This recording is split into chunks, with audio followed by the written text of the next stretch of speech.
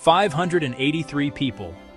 That is the number of lives lost in a single moment, on a single runway, on an island most of them were never supposed to visit. The Tenerife disaster remains the deadliest accident in the history of aviation. Not a mid-air collision, not a mountain strike. Two fully loaded Boeing 747 jumbo jets on the same runway at the same time. And the terrifying truth is, neither plane was ever supposed to be there. This is Black Box Vault. And this is the story of aviation's deadliest day. March 27, 1977, a Sunday. Two Boeing 747s are inbound to Gran Canaria's Las Palmas Airport. The first is KLM Flight 4805, a charter from Amsterdam carrying 235 Dutch passengers headed for a vacation in the sun. The second is Pan Am Flight 1736, a scheduled flight from Los Angeles via New York, carrying 380 passengers and 16 crew, most of them American retirees on a Mediterranean cruise. But at 1:15 that afternoon, everything changes. A bomb planted by the Canary Islands separatist movement explodes inside the Las Palmas terminal, injuring 8 people. Authorities immediately close the airport and begin searching for a second device. Every inbound aircraft is diverted to the nearest alternative, a small regional airport on the neighboring island of Tenerife called Los Rodeos. The Pan Am crew actually requests permission to circle and wait for Las Palmas to reopen. They have plenty of fuel, but the request is denied. Everyone lands at Tenerife, no exceptions. Los Rodeos is not built for this.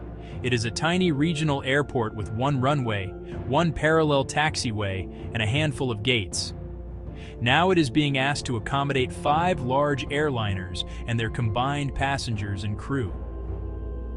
Aircraft are parked on the taxiway itself, blocking the normal route planes would use to reach the runway.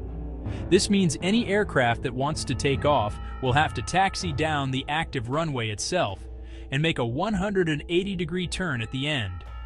Remember this detail, it becomes critical. Hours pass. Passengers sit in the terminals and on their planes, frustrated. Then the KLM captain, Jacob Van Zanten, one of KLM's most senior pilots and the head of their flight training program, makes a fateful decision. Rather than wait and refuel at Las Palmas, he orders a full refueling at Tenerife. His reasoning is practical: save time on the ground in Gran Canaria so they can get back to Amsterdam before Dutch duty time regulations force the crew to stop flying for the day. But this decision has 2 devastating consequences. First, it adds thousands of pounds of jet fuel to the KLM aircraft, meaning it will need more runway to get airborne. Second, it delays KLM's departure by 35 minutes. And during those 35 minutes, a thick mountain fog rolls in over Los Rodeos, dropping visibility to less than 300 meters. You cannot see one end of the runway from the other.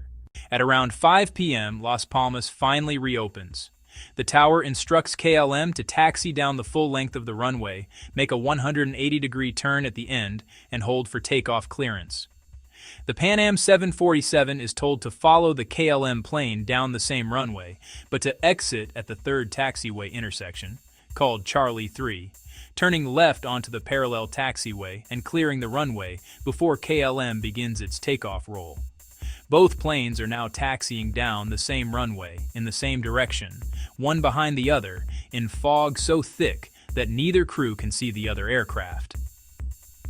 What happens next is a cascade of miscommunication.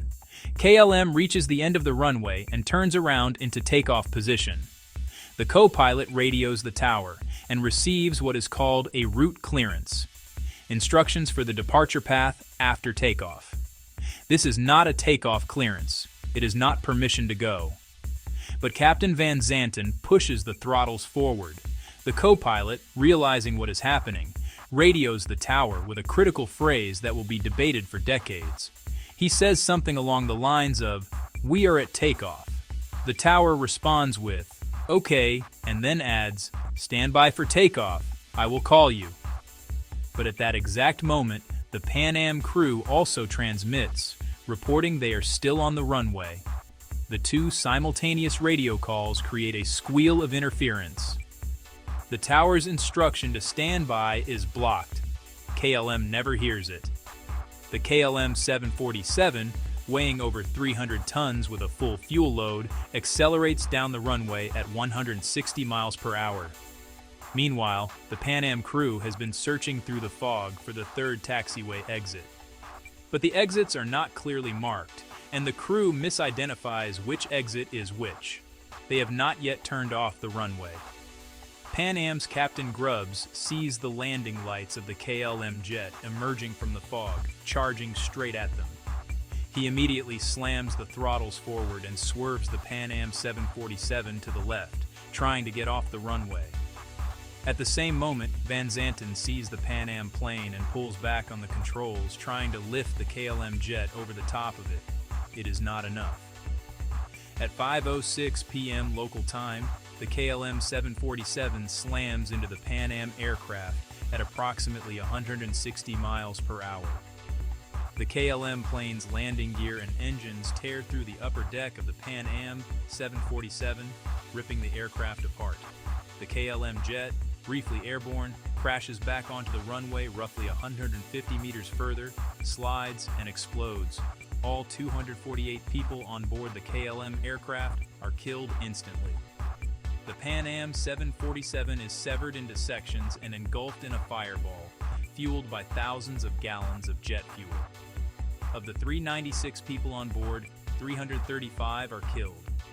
61 survive, most of them in the forward section of the aircraft, including Captain Grubbs. In total, 583 people die on that runway. It is, to this day, the deadliest accident in the history of aviation. The investigation was led by Spain's Civil Aviation Authority, with support from investigators in the United States and the Netherlands. About 70 personnel were involved. The cockpit voice recorder from the KLM aircraft provided the most critical evidence. It revealed that Captain Van Zanten had initiated the takeoff without ever receiving explicit takeoff clearance from the tower. The investigation also confirmed that the KLM flight engineer had questioned whether Pan Am was clear of the runway, but Van Zanten continued the takeoff roll. The Spanish report identified the primary cause as the KLM captain taking off without clearance. But the investigation also identified a chain of contributing factors that made the disaster possible. A bomb threat diverted both flights to an airport that could not handle them. The decision to refuel added weight and caused delay. Fog reduced visibility to near zero. Non-standard radio phrases introduced ambiguity. Simultaneous radio transmissions blocked critical information. The Pan Am crew missed their assigned taxiway exit, and the airport lacked ground radar that could have shown controllers exactly where each aircraft was. No single factor caused this disaster. Every link in the chain had to be present. Captain Jacob Van Zanten was not a reckless pilot. He was one of the most experienced captains in the KLM fleet and served as the airline's chief flight instructor. His face had appeared in KLM advertisements. The Dutch authorities pushed back on the Spanish report, arguing that while Van Zanten had taken off prematurely, he alone should not bear all the blame. They pointed to the systemic failures in communication and airport infrastructure.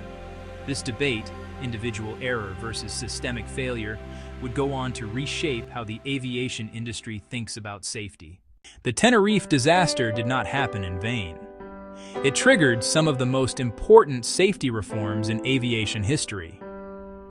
The word takeoff was removed from all ATC communications except when explicitly granting takeoff clearance. Route clearances were renamed to avoid confusion. Standardized radio phraseology became mandatory worldwide. But perhaps the most significant change was the development of Crew Resource Management, or CRM, a training philosophy that empowers every crew member to speak up and challenge the captain if they believe something is wrong. Before Tenerife, cockpit culture was rigidly hierarchical. The captain's word was law. After Tenerife, the industry recognized that this hierarchy could kill. CRM training is now standard at every airline on Earth.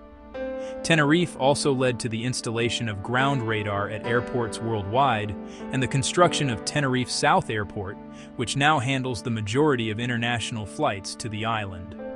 In 2007, 30 years after the disaster, the first international memorial service was held. A monument called Stairway to Heaven was unveiled on Mount Mesa Mota, an 18-meter spiral staircase whose steps appear to climb endlessly into the sky before being cut off suddenly. 583 people boarded 2 routine flights on a Sunday morning. They never arrived. But because of them, millions of passengers since have arrived safely. If this investigation taught you something you didn't know, subscribe to Black Box Vault. Every week we open the black box on aviation's most important stories. The disasters, the near misses, and the lessons that keep us safe in the sky. Hit the bell so you never miss an investigation. And if you want to go deeper, our next episode investigates what happened to Air France Flight 447, the plane that vanished over the Atlantic. I'll see you there.